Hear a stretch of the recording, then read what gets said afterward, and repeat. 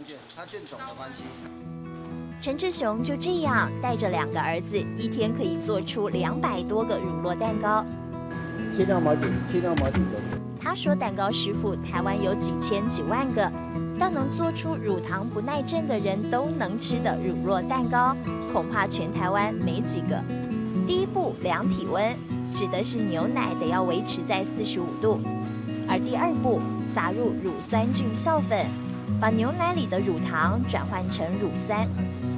接着再把牛奶送入这个他一手打造、完全仿造法国的乳酪地窖里，温度11度、相对湿度75度的密室，在这儿要进行乳酪制成的关键步骤——排水。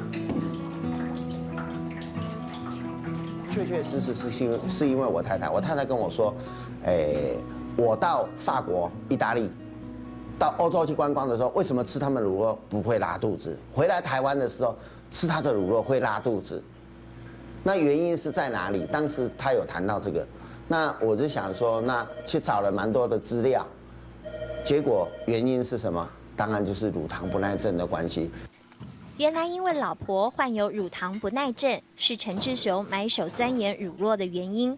很难想象10多年前他其实是个捡骨师。921的时候。大家一般的人都是只顾自己，那老百姓的那个祖先的部分可能就是比较停滞。那我做坟墓的话，当然相形之下收入就直接就减少。那当时差不多在3年左右我就开了咖啡厅。一双帮往生者服务的手，变成帮乳酪洗澡的手，因为得要洗去乳酪上头的霉菌，熟成期才会更长。他也把这项绝活传给了儿子。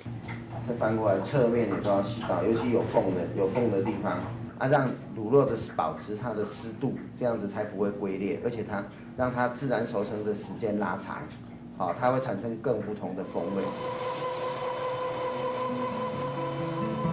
至此，终于了解这一片片乳酪蛋糕是客家先生对老婆大人扎实的体贴，和对家人又绵又实的情感糅合而成。